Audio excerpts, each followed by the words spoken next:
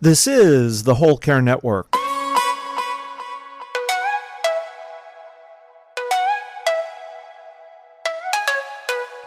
Helping you tell your story one podcast at a time. Content presented in the following podcast is for information purposes only.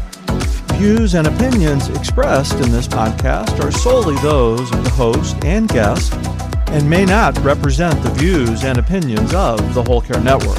Always consult with your physician for any medical advice, and always consult with your attorney for any legal advice. And thank you for listening to the Whole Care Network.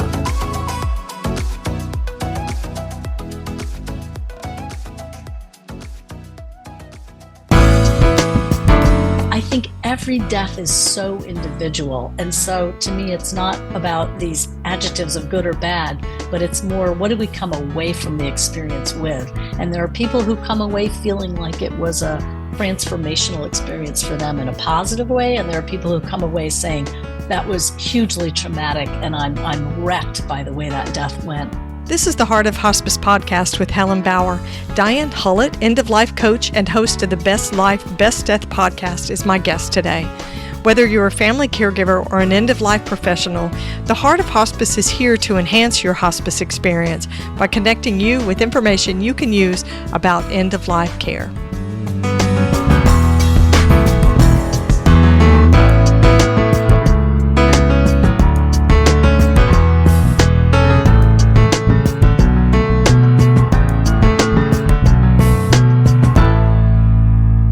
My guest today, Diane Hullet, is another podcaster, and I love having conversations with other podcast hosts.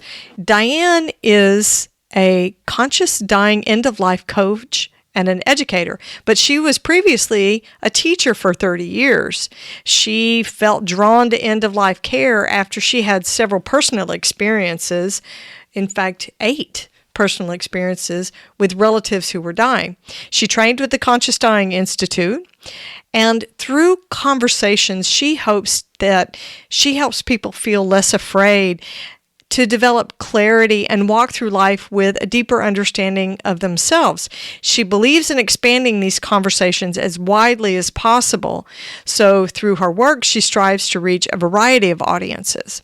Through the Best Life, Best Death podcast, she likes to amplify the collective wisdom of the people she interviews and their positive approaches to mortality. So this was more of a collaboration, I feel like, than an interview today.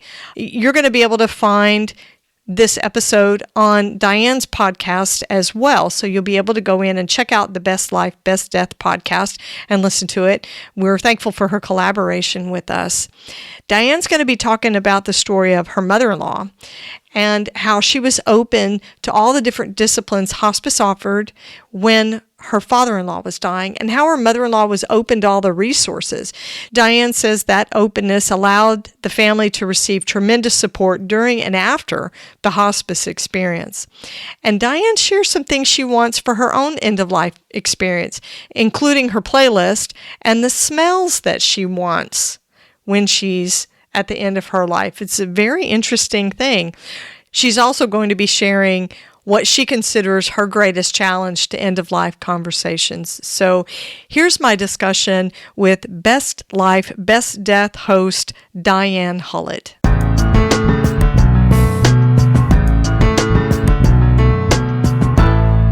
Diane, it's great to have you on the show. Welcome. Thanks, Helen. I'm so happy to be here. We are talking podcaster to podcaster, which is one of my favorite things to do. Absolutely. Same. It's so great because I think, the focus of both our podcasts is really just information, education, conversation. Like, how do we get this topic of end of life and death more in the public eye, so to speak, or the public ear? Right. So we've got such a possibility for a robust conversation. I'm so excited. So just for my listeners to get to know you a little bit, I'm going to ask you an icebreaker question that I didn't send to you. I always like springing this on guests. Love it. You might not love it. Who knows? Okay, so when you want to have a good cry, what's your favorite, sit in it in your pajamas and, ugly cry, mascara running movie? What movie do you like to watch? Well, I don't know if there's one specific movie, but I would say dog movies, right? Oh, Anything where the yeah. dog dies. And in fact, my daughter found this great website called Does the Dog Die? And so whenever we start a movie and we realize there's a dog in it, we go quickly to our resource of Does the Dog Die? So we know that we're prepared for what's going to happen in this dog movie. But dog movies always get me. So on the website, it tells you whether it's going to be a tearjerker because the dog dies? Yes, it literally, you look up the name of the movie, like you Google, does the dog die? And you type in Old Yeller, and the answer will be yes, the dog dies. And it describes the Oh scene my in which the dog gosh. dies. So it's a big spoiler alert website. But if you need to know, you need to know. Well, I think that's super useful if you have a really, really tender spot for dogs or if your kids are going to be watching it. Because Exactly. my older daughter, she's very, very crunchy on the outside. She's a firefighter. But on the inside, she's super tender and soft-hearted, and especially for dogs. And I remember she watched Lassie as a little girl and spent about 30 minutes. In those movies, Lassie always dies, supposedly, and then comes back, makes her way across the country for 300 miles and comes home. She probably cried for an hour when that stupid dog drowned. And then, of course, Lassie didn't drown. She's just fine. But it was traumatic. Yes, Traumatic. I think my oldest daughter is the same. And I think that might be why she found this website, Does the Dog Die? So that she could upend that. That's really pretty smart. I don't think that if I wanted to sit and cry that I would pick a movie where the dog dies.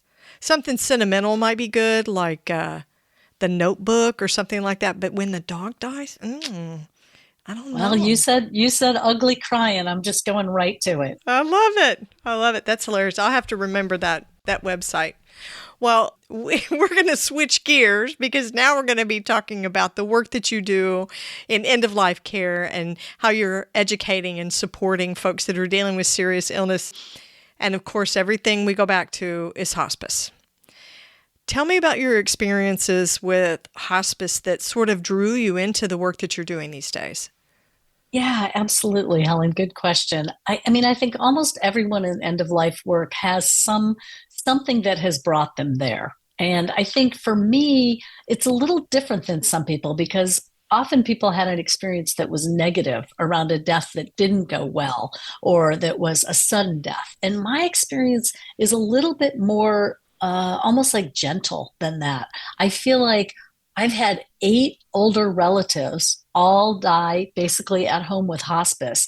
And as I was reflecting on this in preparation for our conversation, I was thinking, well, wait a minute, was that one really with hospice? Like maybe they hadn't actually called hospice in that, but I guess I want to say they were all hospice-like experiences. In other words, somebody at home in their own space with family and friends around, and most of them supported by hospice. But so that's sort of what I grew up thinking, even, and by grow up, I mean into my 40s and 50s, thinking, this is how death happens.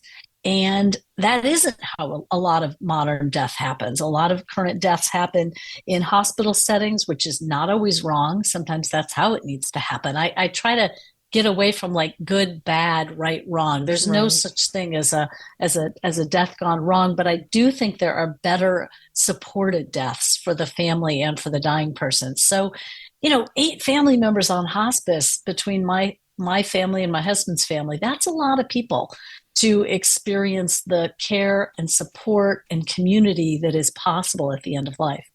Yeah, that's a nice big education to teach you what this could look like. So before we go further with it, I want to touch back on something you said, talking about, how we like to assign good death versus bad death. That's become sort of a focus for me. It's a little bit of a pet peeve because as a hospice nurse, my experience has been that end-of-life workers and professionals decide that they will assign what's a good death to someone else. when I think maybe good death or bad death is not the way to describe it, maybe comfortable death or an uncomfortable death. Because a lot of times what we think is a good death is not what that particular person would say is a good death for them. Really, the only good death we can define is our own. I think that's really important. I think that's such a piece of end of life work is, can you check your own biases? Can you check your own assumptions and be with what is? And at the same time, I definitely have this little judgment in the back of my mind that supported and educated and conversationalized death is usually easier for the people who remain. So, I don't like to simplify that and call it good, but there's something about how do we make it go more smoothly? How do we make it go more just peaceful for all involved? And I think that's a key thing too. There's the person who is going through the experience, but there's a huge number of people, or a few smaller numbers of people around them who are often experiencing the death as well. So how can that go more peacefully, more smoothly for who's in the room, for who's flying in from out of state, for who's been there for the last 6 months of perhaps difficult treatment? I think every death is so individual. And so to me, it's not about these adjectives of good or bad, but it's more, what do we come away from the experience with? And there are people who come away feeling like it was a transformational experience for them in a positive way. And there are people who come away saying that was hugely traumatic and I'm wrecked by the way that death went. Well, we know knowledge is power. People feel empowered and comfortable, and they gain strength from understanding what's happening. And that's where end-of-life workers and doulas and educators come in, end-of-life guides. But when we bring these biases in that say morphine is what you should be, I think that's what we get into is, I know what you should be doing, right? I know that you should be using morphine to manage it. Well, except for the fact that the patients had 20 years of sobriety. And for them, that's right. That's a huge life thing for them. Right. We come into such a small season of where they are most of the time in their lifetimes and their disease trajectory. I think we have a tendency to impose, right? We know better. We've seen a few things, so we know a few things, and we know what you ought to be doing. It's not a great attitude. Yeah, there's a real skill to coming into a situation where you really don't know the players at all, and almost like opening up your mind and ears and eyes and heart to just take in what's there and see how you can be an add to that situation, not a I have the right idea, I have the right toolbox, I have what you need. More like, I have a toolbox with a few things in it that might be helpful in this situation. But helpful, quote unquote, can look like a lot of different things. So if we come in there with this attitude of being open-minded, you also have to embrace the fact that we're not there to fix everything. Yeah. Ooh, nurses are fixers. We are fixers. Absolutely. That's the way we're trained. And I had 15 years of nursing before I even came into hospice nursing. So when I first sat, with someone who was dying, I'm like, okay, here's the list of problems, and here are the things I know how to do to correct that, to fix it, to heal that. And of course, that's not the place for it. Yeah, I think there's also something lovely about, I think about my mother-in-law. My mother-in-law was in some ways, like I used to joke, she was like this amazing woman born in Oklahoma, spent a lot of her years in Connecticut, then went back to Texas. And so I always kind of chuckle that she felt very Southern to me, and I feel I'm very Northern. So I often could not comprehend her like nuances or implications. And, so in some ways I want to say she was very wise and kind of knew what she wanted often, but there was also this incredible openness to her. And what I saw when my father-in-law was at the end of his life, and she really had this sense like hospice, I think, would help us. And so she reached out to hospice, and probably that was in conjunction with a doctor. I don't remember the exact details, but she was one of those people who was really open to everything hospice had to offer. So they were like, well, do you want the social worker to come? She was like, sure. They're like, how about a chaplain visit? She was sure. And so she looked at those relationships with the hospice people and figured out what they could teach her and what she could learn from them, rather than immediately saying, no, I don't need that, or that's not relevant to our situation. And Right. I learned a lot from that open quality of it's like she didn't have expectation as much as she had sort of hope for what that relationship could be. And that hope was different than hope for cure, hope for treatment. It was at that point just hope for management of symptoms, hope for comfort, hope for simplicity. In her case, hope for someone to help him bathe and those kinds of things that she couldn't do for him, a bigger man. And so I saw this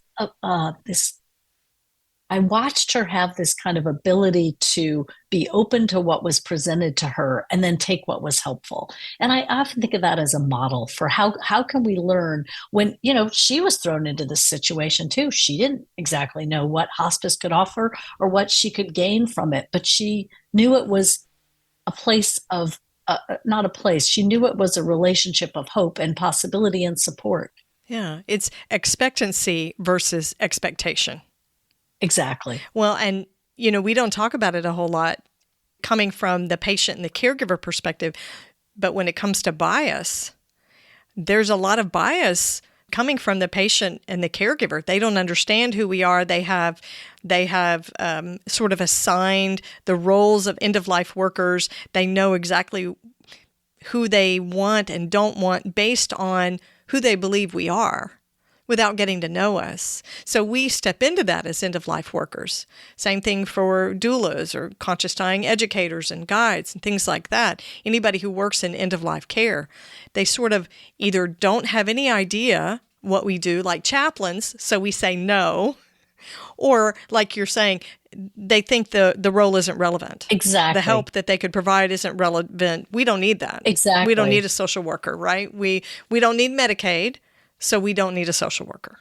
Right. And I try to encourage people, just take the resources and see what's there. Have the conversation, see what they can offer. Because sometimes there's a personality click there that really works. And in our case, in that situation, it really was this hospice chaplain.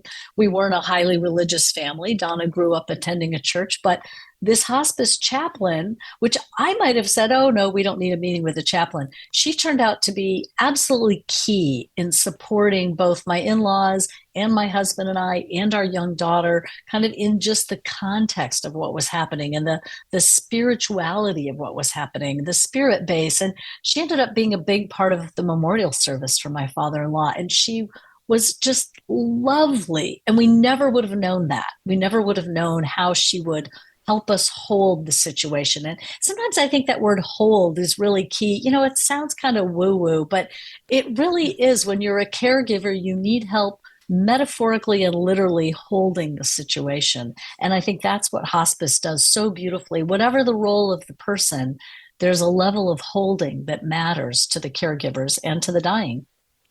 In addition to all the interventions that we do, the applications and the financial help if there's a need for that, or rituals or connections with community clergy that the chaplain might provide, there's also basic stuff that all of the disciplines should be doing when anybody who works on an end-of-life team: compassion and hope and education and support and guidance and companioning. And that's what you're talking about, supporting hope and having presence and holding space, recognizing this event for what it is, for its sacredness and its intimacy and its impact and the intensity it can have for caregivers and family members. Those are the basics of what every discipline in hospice should be doing. Absolutely. Those are such good words for it. The intensity and the impact, the transition, the power of this transition. I think that's where I feel like, the conversation with the public that's possible is really talking about those things. And that's why I don't find this work you probably have this too. People sometimes say to me, "Oh, isn't that dark, or isn't It's that so kind of sad. depressing or morbid?" Yes. Yeah, not at all. It's so beautiful. It's so illuminating. It's the best of humanity because it has to do with this compassion and love and these spaces that people are able to go at this huge, huge transition point of death.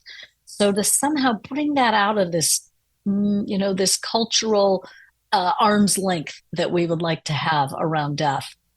Right. I will say, sometimes I think those of us who work in a death positive, the death industry, because that's what it is, the death arena, that sometimes we have a tendency to paint it as this beautiful, experience. It's not like that for everyone, and it's not like that for people all the time, because sometimes it's messy and it's hard, and there's always grief. And people have different ways of coping, and even people who work in the space may have difficulty coping. So well put. Yeah. So we don't want to act like it's just, Michael Landon on Highway to Heaven. There are times it's just messy. Right. It isn't like bringing a few candles in the chaplain and it's all beautiful. Like it's not that Right. at all. We're all going to hold hands. Probably not in most families, but there's this realness to it that has the capacity for authenticity, an overused word, but like authentic connection, real truth. I love the kind of idea of the four things that matter most. I love you. I forgive you. Please forgive me. Goodbye. I mean, these are so important. Yeah. And I think our society at this time has kind of lost sight of the power of those things. And they're basic human connections. Yeah, the simplicity of that. To me, I think that's where the beauty of it is found, in the simplicity. Because when you take a medicalized death in the hospital, again, not saying whether it's a right or wrong thing. Some people choose to die in the hospital because that feels like a safer space for them. That's fine. I get it. But to acknowledge these small things in their simplicity, some stillness, some familiar items, a pet, a grandchild, music in your own space, things like that, I think those are the things that contribute to the beauty of it. It's harder to find the beauty in a medicalized death inside a hospital room. Yeah. And I think there are people and families that manage to find beauty even there. And again, it's in the very small spaces. I think about the importance of smell.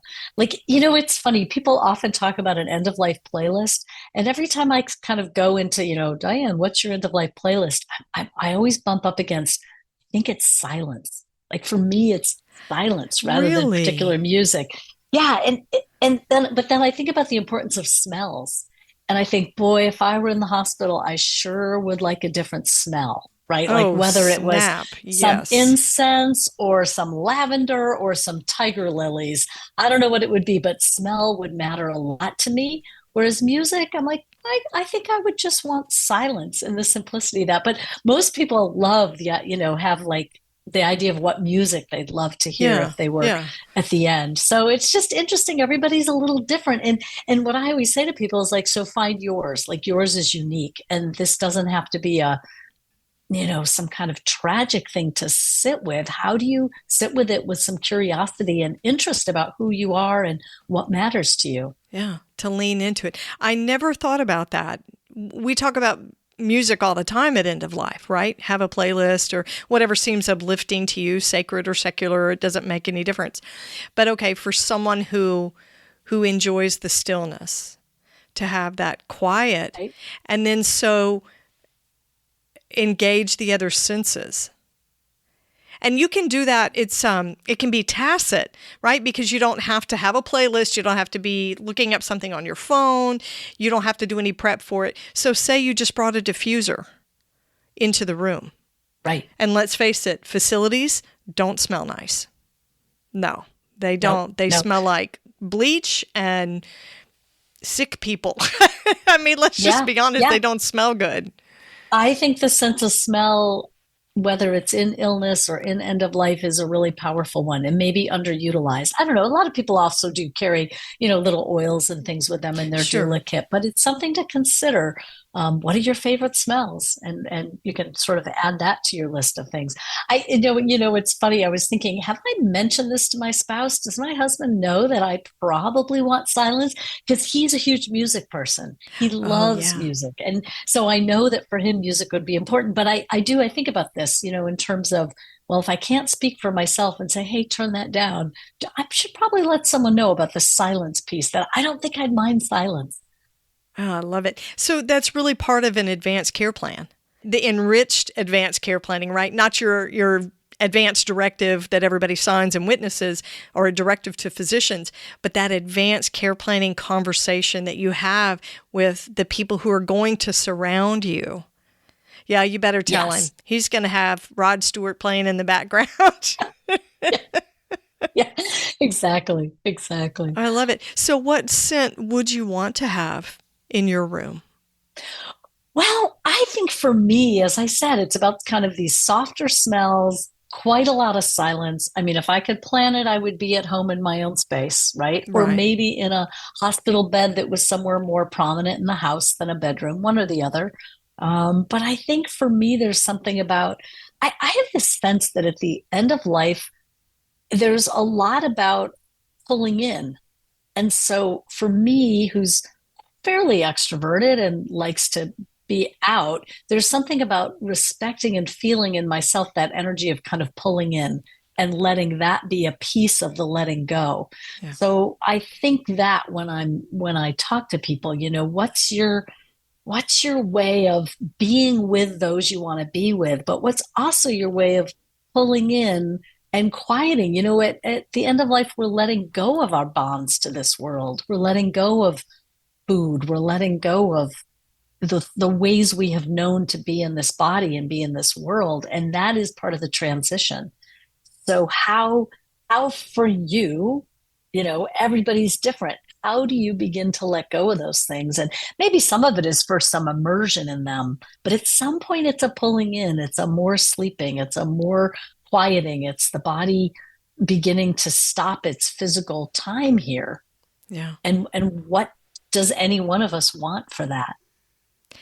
Less conversation, less socialization. I call it turning inward. Yes, exactly. Maybe it's inward reflection. And it's hard to tell because I know that with a lot of patients I've worked with, they display that behavior, but it's just innate to who they are as a human being. As the spirit begins to move, it's always been my experience that the mind and the spirit seem to move ahead of the body. That's why we find end-of-life visioning when people are actively dying. The body's still working to shut its systems down, but the mind and the spirit are going other places. So they are seeing people that they have not seen, in years. They are visioning other things. There's end of life is so complicated and complex. It's amazing that we even get to witness this stuff. It is amazing. I think it's really amazing. And of course, a lot of my work is about really upstream from that, like upstream of the actual dying time. How do we have conversations about it? How do we begin to think about it? And that impacts the way it rolls out, however it rolls out.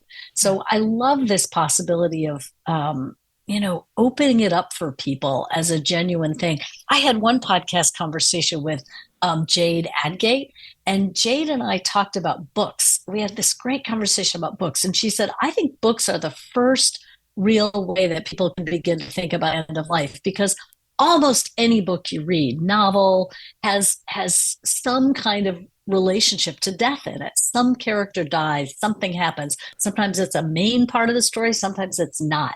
So she said, whatever you're reading, take a look at how death shows up in that book. And then she said, and if that's an interesting introduction, then begin to actively go towards a book that is actually about a death. An important character dies. A key thing happens around a death in the book.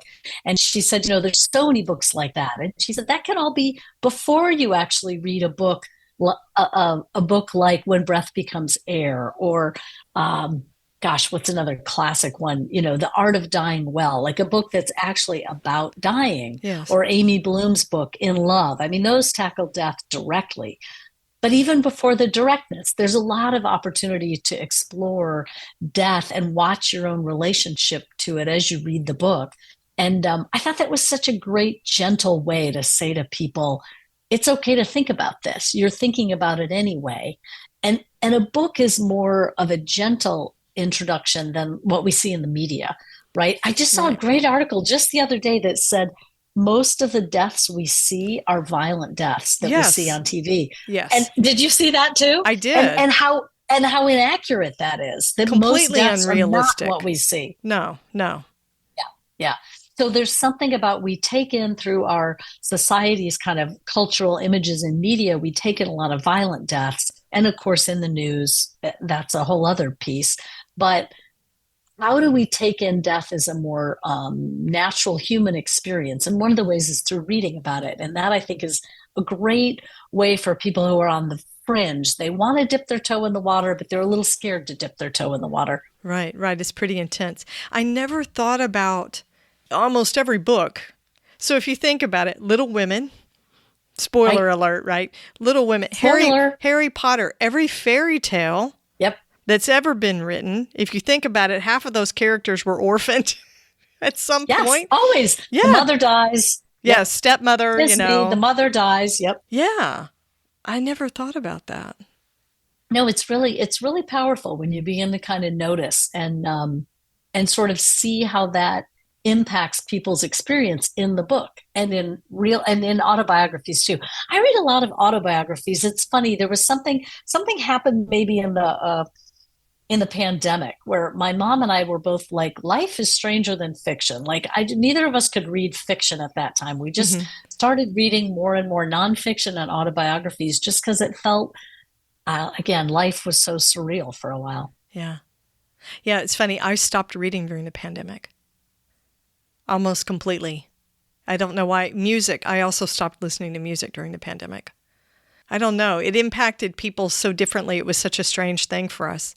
So you were talking about having advanced care plan, end of life conversations, having these upstream, oh my goodness, way upstream compared to what we actually do, but having these conversations. So when you're having discussions with your clients or colleagues about end of life and mortality, what challenges you the most personally?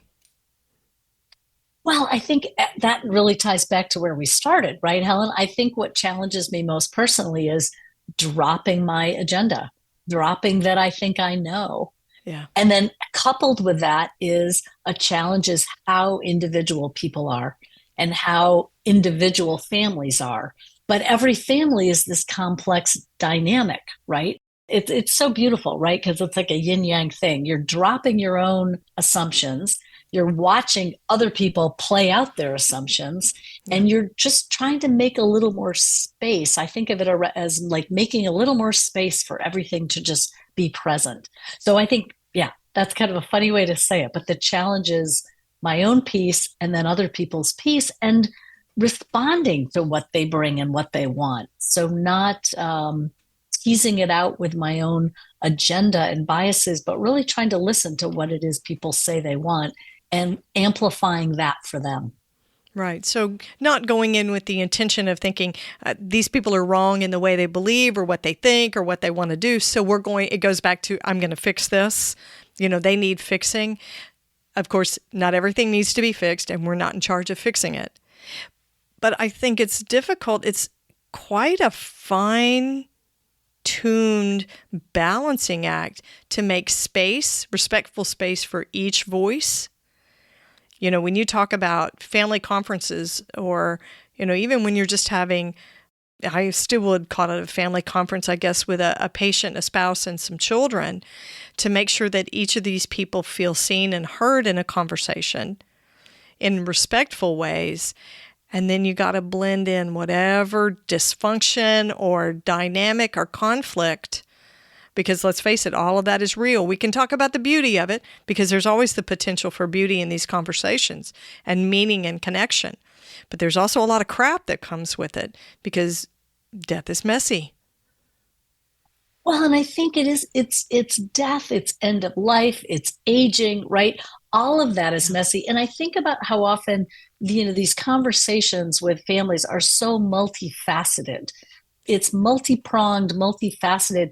You're really addressing multiple needs at the same time. Right. So often people are talking and they're talking on a logical level without addressing the emotional level. So like just a simple example is maybe an older person has fallen a couple times and their kid flies in from out of state and is very concerned. Mom, we've got to get you to a safer place now. You've got to Right. move out.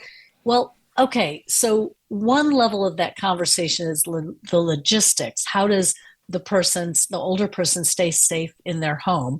Then underneath it is this huge emotional level for both people. The person who's far away saying, this is difficult for me to not be able to help from far away.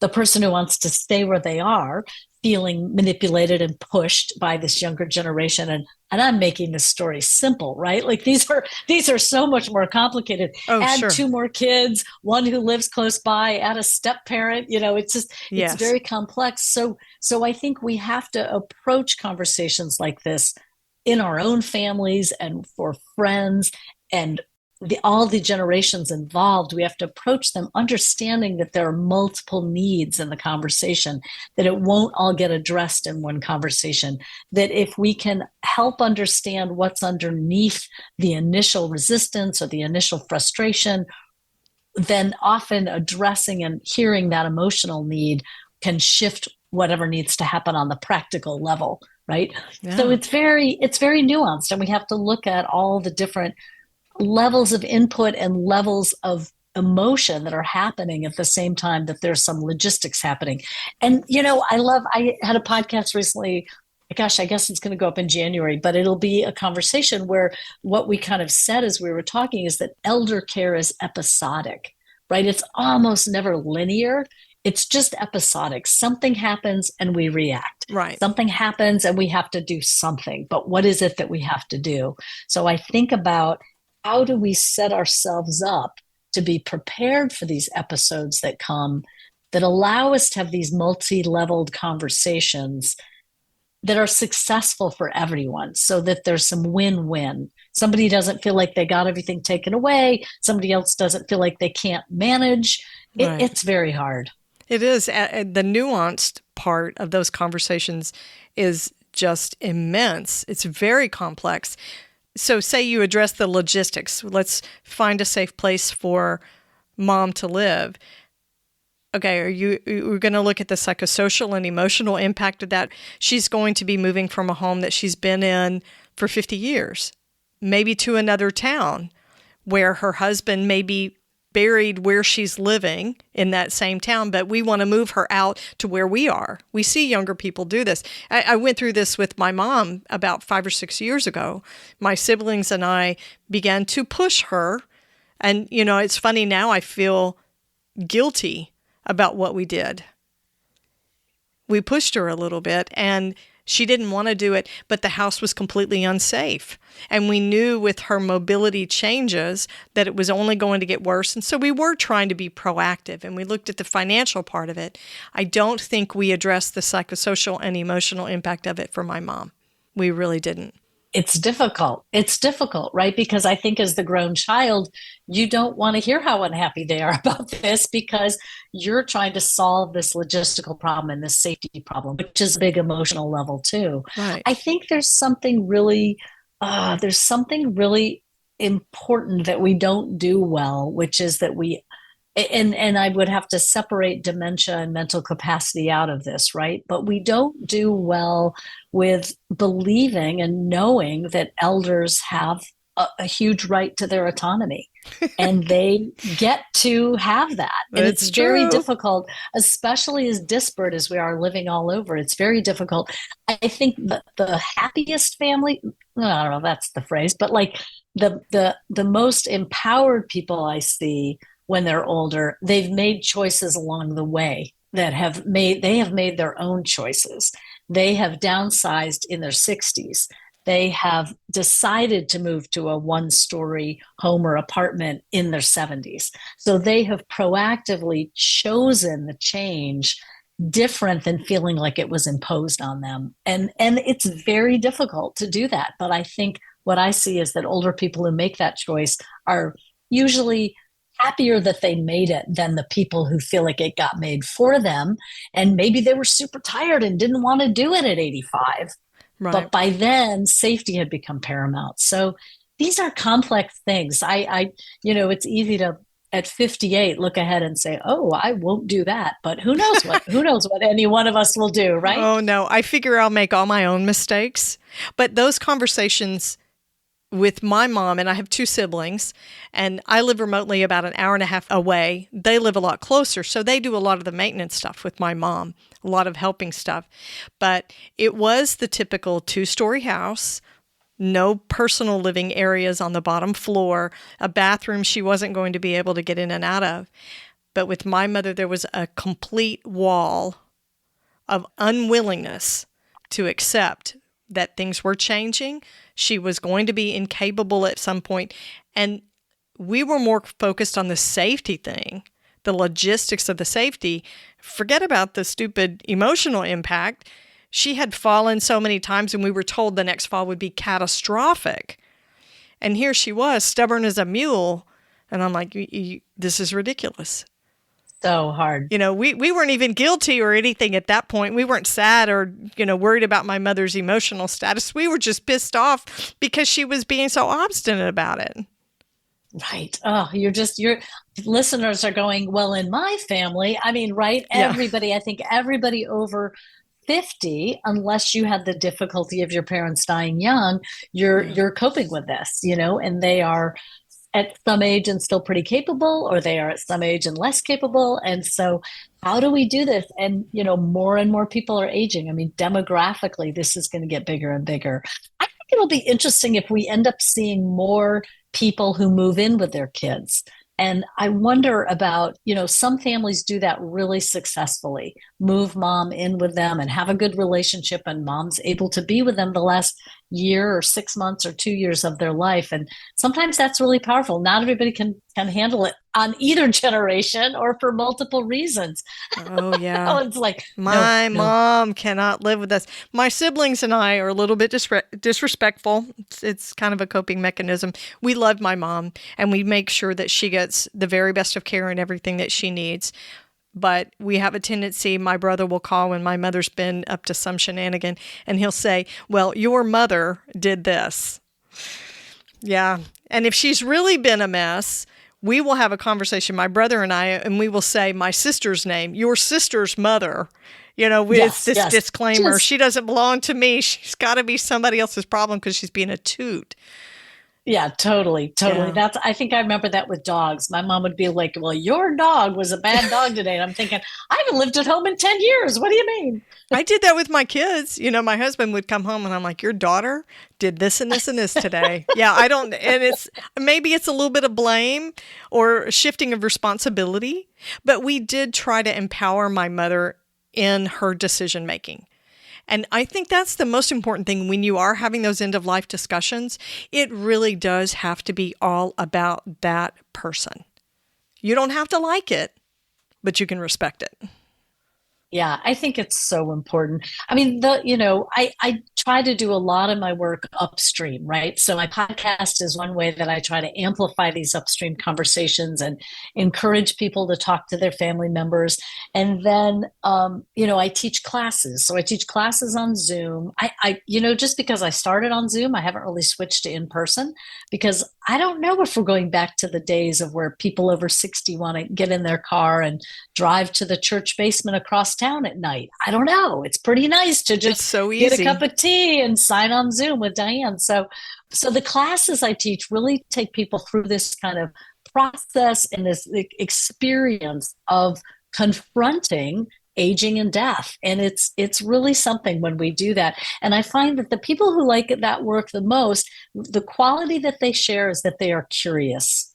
And I would say that curiosity goes a long way in life with possibilities at the end of life. And for whatever crap life throws our way, curiosity about it is almost always the thing that will help us survive it, So tell me about your courses that you're teaching, the best 3 months.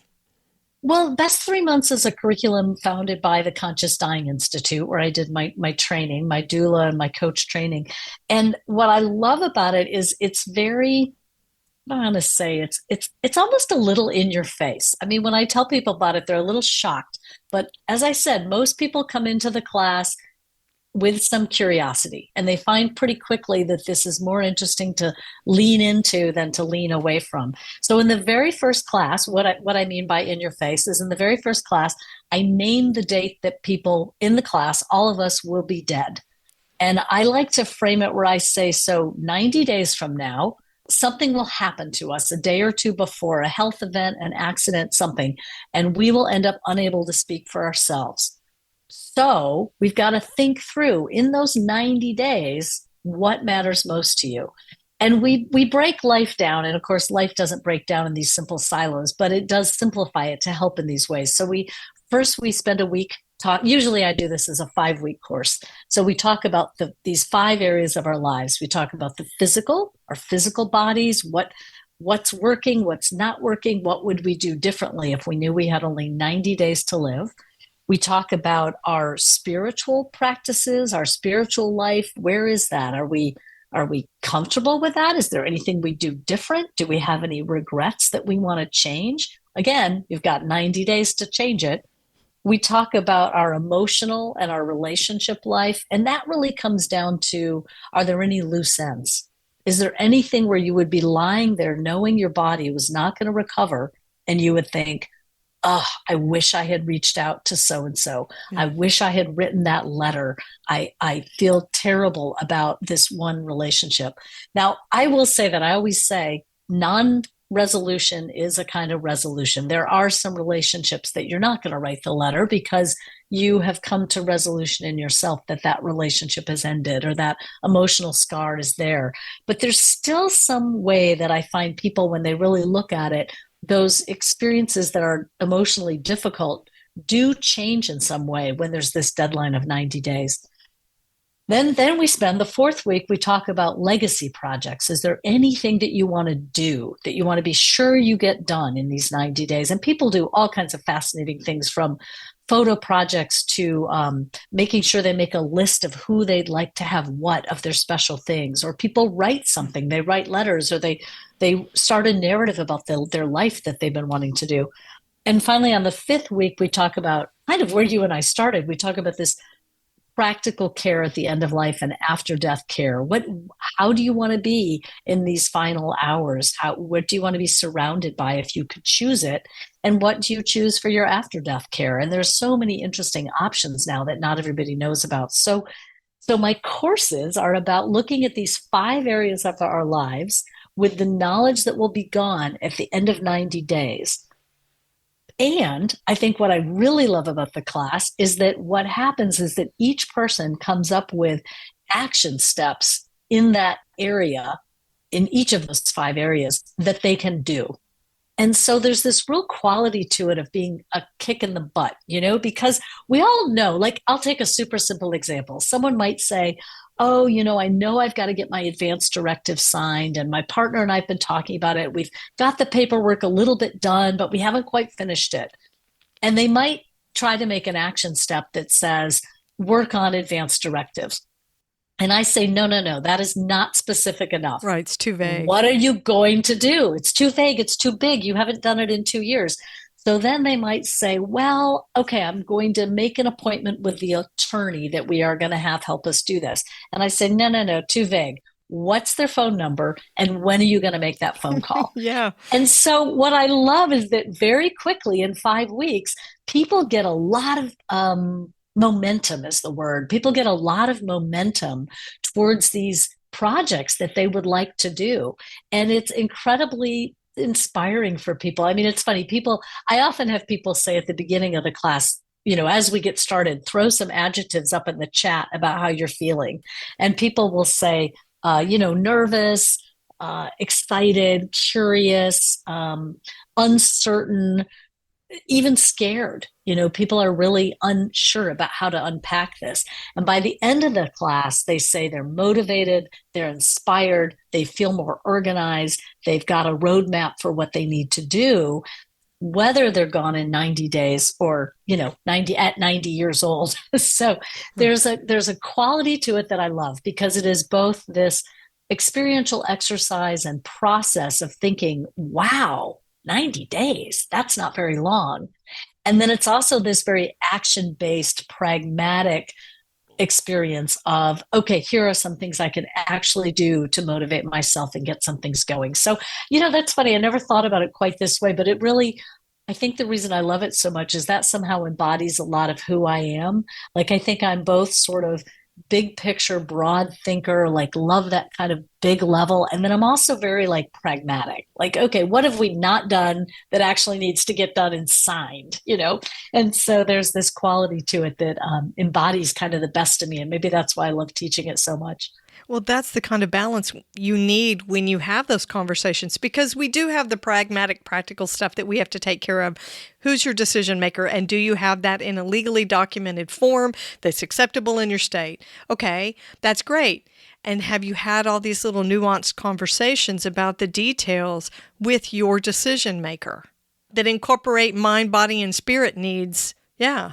Absolutely. And would it be helpful to write a letter to your kids? Now, I do think it's interesting. Like, I'll talk just for a second about what I think gets in the way for people, because I think it's really interesting. What gets in the way of, actually writing that letter to your child, or actually sitting down and having that conversation with your sister or your spouse or your best friend. Right. And I think there's a couple things. Like, number one is, I think we are in denial. We don't want to face this. It feels really scary to people for a variety of reasons. We have fear around frailty and aging and death and all of it. Sure. And people have different fears. That's a whole other podcast, right? But secondly, and close to that denial is indecision. You say, well, I have 2 children. Who do I want to have be my healthcare proxy? Gosh, which one of them? Is it both of them? Is it one of them? Is it my partner or my kid? So we get in this place of we just can't quite decide. And then I think that's closely tied to what I see as the third problem, which is maybe just my problem, but I bet some of you out there have the same problem, which is perfectionism, right? Like, well, if I can't decide and I can't make it perfect, then I better just do nothing at all. Right. And what I always say is, it is better to put one person down as your decision maker and talk to everybody about it. It does not matter if they are perfect. It's better than nobody. So just make the decision. The letter you want to write to your brother who you adore and you want to pour your heart out to him on the page in case something happens to you, just write the letter. It doesn't have to be on a certain date with a certain number of points that you attach about what your relationship has meant. Yes. Just start writing. And then if you don't like the letter, tear it up in 3 months and write another letter. Like, it doesn't matter. So I think that wanting it to be perfect, wanting the timing to be right, often stops us from getting these things done. Oh, I think that is probably what a lot of people who work in end-of-life care deal with. That it has to look a certain way. We know what it can be in its fullness, if it's rich and robust and wonderful, right? So we want all the things. I want the perfect decision maker who will do exactly what I want, right? And then all these other things. I want to have all the conversations, when in reality, you may want to have conversations that people don't want to have with you. Yeah. And so how do we hold that? How do we hold that imperfect humanness that we all bring, whatever our role, whether we're the end of life person, we're the family member, we're the close family member, or the distant family member, or the dear friend who's trying to figure out their role amidst the family members, or we're the hospice worker or the hospice chaplain or the attending physician. There's all these roles, and all of us are imperfect humans. So how do we bring our humility and our sort of belief in humanity and our hope for the best to this messy, complicated situation? Yeah. So, Diane, how can listeners find your class, read what you're doing, connect with you on social media? Well, you can find out all about me on my website, which is bestlifebestdeath.com. And I'm on all kinds of social media at bestlifebestdeath. But what I think is sort of funny about all of this is I would say that 3 or 4 years ago, I didn't even want to have a website. I was like, oh, I'm one of those people. I'm not on Facebook. I'm not on any of that stuff. So midlife at 58, well, a few years ago now. So at 55, all of a sudden I launched into this kind of tech level, right? With a website and Instagram and all this stuff. And I just find it so innovating. Is that a word? Energizing. Yes. That we can still learn things. I feel like I'm the perfect example that you can teach a middle-aged dog new tricks, because I've had to learn things in technology that I just never thought I had the interest or time for. And instead I found it really fun. It's incredible to reach out to people and feel that, that podcast episode or that perfect, beautiful quote that I put up as a post touch somebody's heart on Facebook, and they reach out and tell me what it meant to them. So I found it to be really exciting. So I love it when people reach out. You can email me or find me on the website, and that's where all my information is. That's perfect. How do we find out about you? theheartofhospice.com, of course, social media, Instagram, Facebook, even on LinkedIn. And the podcast is on all the typical platforms, so you can reach out pretty much anywhere and find it. Love it. Love it. And mine too. I love it. We're planning on kind of popping this up as a joint podcast released the same week. So I think that's going to be really neat. Helen, thank you so much for the conversation and your time and all that you do to make this conversation wider. Oh, thank you. Right back at you. So to connect with Diane Hullet and to listen to the Best Life, Best Death podcast, check out her website at bestlifebestdeath.com. She's got over 100 episodes that you can learn from. She also offers her Best 3 Months course on her website, as well as one-on-one coaching. Be sure to catch the next episode of the Heart of Hospice podcast. You can find more episodes on theheartofhospice.com, and don't forget to follow us on your favorite podcast platform. You can connect with the Heart of Hospice on Facebook and Instagram, and send your questions or comments by email to helen@theheartofhospice.com. And remember, no matter who you are or where you are in your hospice journey, you are the heart of hospice.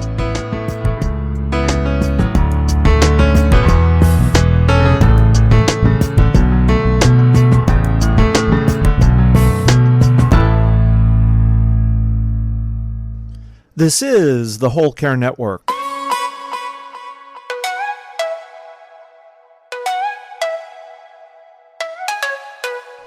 Helping you tell your story one podcast at a time.